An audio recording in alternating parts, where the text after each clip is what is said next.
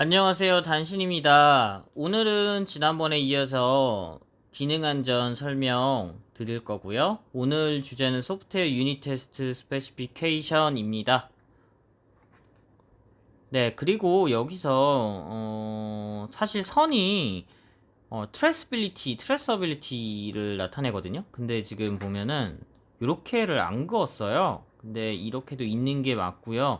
무슨 얘기냐면 소프트웨어 유닛 디자인에서 어떤 유닛들을 번호를 매기고 번호를 다 정해야 되거든요, 사실. 그러니까 어떤 소프트웨어 유닛 기준으로 해서 번호가 매겨졌다. 1, 2, 3, 4 이렇게 매겨졌으면 거기에 해당하는 소프트웨어 유닛 테스트가 다 추적성이 걸려야 돼요. 그게 존재해야 되는 거고, 그리고 그렇기 때문에 소프트웨어 유닛 디자인과 소프트웨어 유닛 테스트 스페시피케이션은 굉장히 관련성이 깊습니다. 소프트웨어 유닛 테스트 스페시피케이션 혹은 다큐먼트는 SUT, UTS, SUTS, UDT, SUD 이런 식으로 약자를 쓸 수 있는데 SUD는 앞에 내용이랑 좀 중첩이 될 수 있으니까 웬만하면은 안 쓰는 거를 권장드리고요. 그 다음에 SUT를 먼저 쓰고 가르쳤잖아요. SUT를 가장 많이 쓰는 것 같더라고요. 근데 이거는 회사 차원에서 만약에 퀄리티 엔지니어가 되시면 그냥 정하시면 될 것 같고, 엔지니어고 정하시면, 그리고 2단계에서는 가장 중요한 것 중에 하나가 테스트 케이스 만들어야 되는 게 하나가 있고, 그 다음에 동적 검증이라는 걸 합니다. 다이나믹 테스트라는 거. 그리고 동적 검증에서도 단위 테스트를 하는 단계예요. 그리고 동적 검증은 그냥 할 수 있는 게 아니라 툴을 구매해야 돼요. MDS 인텔리전스로 최근에 이름이 바뀐 한컴 인텔리전스에서 제공하는 벡터캐스트라든지, 벡터캐스트는 이름에서도 알겠지만 원래 벡터 툴이에요. 근데 여기서 이제 용역을 제공해 주거든요. 슈어 소프트 테크도 마찬가지고, MDS 인텔리전스도 마찬가지고, 기능 안전 에이스파이스, 그 다음에 실질적으로 동적 분석 진행, 그 다음에 거기에 대한 컨설팅, 소프트웨어 유지 보수 이런 지원들을 해줘요. 당연히 돈을 받죠. 정확한 그거는 없어요. 정확한 데이터는 없지만 대충 제 느낌에 슈어 소프트 테크가 7이고요. 그 다음에 MDS 인텔리전스가 한 3 정도로 해서 사용을 많이 하시는 것 같아요.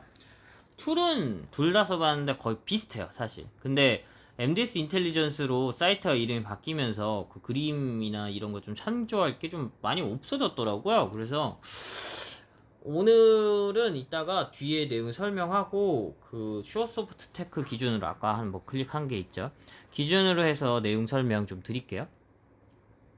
일단 테스트 케이스를 어떻게 작성하냐를 먼저 설명을 드릴 건데 이게 정답은 아니에요. 왜냐면 동적 검증을 할 때 테스트 케이스를 펑션에서 뽑아내거든요. 근데 그 하나하나마다 테스트 케이스를 작성을 할 수도 있어요. 근데 이제 그렇게 하면 문제가 뭐냐면 너무 많아져요. 그러니까 테스트 케이스는 사람이 직접 작성을 하게 되거든요. 그걸 코드비머에 올릴 수도 있고 인티그리티라고 해서 ALM 특정 소프트웨어에도 올릴 수 있는데, 문제는 그렇게 올리든 문서로 작성하든 너무 많다는 거죠. 예를 들어서 펑션 하나당 그 슈어소프트의 컨트롤러 테스트든 벡터 캐스트든 거기서 만들어지는 테스트 케이스가 10개, 20개가 될 수도 있거든요. 많게는 한 30개, 40개 될 수 있고. 그러면 10개씩이라고 해봐요. 그럼 펑션이 한두 개만 있겠습니까? 전체 소프트웨어에서 한 100개, 200개 있다고 해봐요. 100개만 해도 테스트가 10개면은 테스트 케이스만 1000개인데 그거 언제 다 적고 있습니까? 그것만 해도 일이 엄청 나거든요. 그래서 보통은 아니고요. 이건 이제 선택적인 부분인데, 여기 그림에 보이는 것처럼 인티저 리턴 값을 갖고 있는 펑션 A라는 게 있다라고 하면 이런 식으로 작성을 할 수가 있습니다. 근데 이거 하나만 제가 좀 고칠게요. 왜냐면 이 펑션 우드에서는 저기 1에서 10이 될 수가 없죠. 이게 맞죠? 네, 그래서 좀 고칠게요. 근데 이게 아닐 수도 있죠. 예를 들어서 리턴을 받는 게 여기서는 1에서 100까지 넣을 수 있다고 하지만 3에서 150 이렇게도 될 수도 있겠죠. 그건 이제 정확히 나내리니까 내가 이 펑션의 의도를 어떻게 사용하고 있고 실질적으로 리턴이나 인풋 값이 어떻게 돼 있는지는 이걸 실질적으로 개발한 개발자만 알 거 아니에요. 그러니까 인티저는 1에서 100만 쓸 수 있는 게 아니라 마이너스 100까지도 마이너스 100 뭐 그 이상도 쓸 수 있고 100 이상도 쓸 수 있잖아요. 근데 인티저 A로 정의를 했지만 실질적으로 사용 의도는 그렇지 않을 수가 있다는 거죠. 그 판단은 개발자가 할 수 있잖아요. 개발자 혹은 어떤 이제 스펙에 그 내용이 정의돼 있겠죠. 그러니까 그런 내용을 가지고 TC를 작성을 하면 됩니다. 유닛 테스트는 그래서 보통 펑션 단위로 이런 식으로 파라미터의 인풋 아웃풋 값을 정하고 그리고 아웃풋을 정해서 인풋 아웃풋을 아까 정인다고 했으니까 그 말이구나.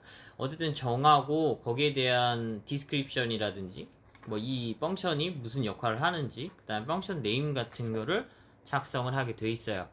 이렇게 TC를 만들면 되고요. 이렇게 만들어야지 그래도 사람이 할 일이 좀 많이 줄어요. 그리고 이렇게 TC를 만든 다음에 뭘 하냐, 이제 뭐 예를 들어서 벡터 캐스트가 아니죠, 컨트롤러 테스터라는 툴을 이용한다고 할게요. 벡터 캐스트도 거의 똑같아요. 다를 게 없어. 그래서 보면 여기 툴을 위해서 해야 되는 게 두 가지가 있어요. 보통 애실 D등급이다 라고 하면 구문, 분기, MCDC를 100% 만족해야 되고 플러스 그 저희가 단위 설계서의 기준으로 TC를 만들었을 때 그 TC를 만드는 방법들이 여러 가지가 있거든요. 바운더리 아날리시스라고 해서 아까 1에서 100이었잖아요. 인풋 파라미터 ABC가. 그러면 뭐 0, 1, 2 아니면은 99, 100, 101 이런 값을 기준으로 해서 데이터를 넣어서 TC를 설계를 해요. 그리고 거기에 대한 이제 패스 페일이 있을 거잖아요. 기대되는 그 인스펙션 리절트도 넣고 이게 실질적으로 우리가 의도대로 되는지 이런 것도 TC에서 사실은 확인을 하게 돼 있고요. 거기까지도 커버가 돼야 돼요. 원래는. 그러니까 그런 이제 내가 설계한 툴에서 실질적으로 들어가고 설계한 그 TC에 대한 패스 페일, 그 다음에 내가 어떤 펑션을 기준으로 해서 TC를 만들었을 때 이거 색깔 채우기라고 하거든요. 파란색이, 그러니까 녹색이 커버리티를 채운 거고 붉은색이나 노란색은 만족을 못한 거예요. 아무튼 이런 식으로 커버가 되거든요. 그리고 이제 요약도 보통 볼 수 있고요. 이거는 컨트롤러 테스트 말고 벡터 캐스트도 똑같아요. 보이죠? 뭐 여기는 ARMT 뭐 컨버트가 구문이 45%, 분기가 65%, MCDT가 40% 하고 있죠. 그래서 구문은 뭐냐? 구문은 실질적으로 그 흐름이에요. 뭐 예를 들자면 그냥 여기 제 걸로 다시 돌아갈까요? 그냥 요 라인, 요 라인, 요 라인이 실행됐냐가 구문이에요. 구문은 참 쉽고 구문은 그래서 쉽게 커버가 되는 경우가 많고요. 분기는 뭐냐면 if문, 또 뭐가 있을까요? 스위치문, 이런 경우에서 경우의 값에 따라서 분기가 갈리잖아요. 그 분기를 내가 만든 벡터 캐스트 혹은 컨트롤러 테스트 TC들이 다 커버하냐, 그게 분기고요. MCDC는 뭐냐면 뭐 이런 거 있죠. if 뭐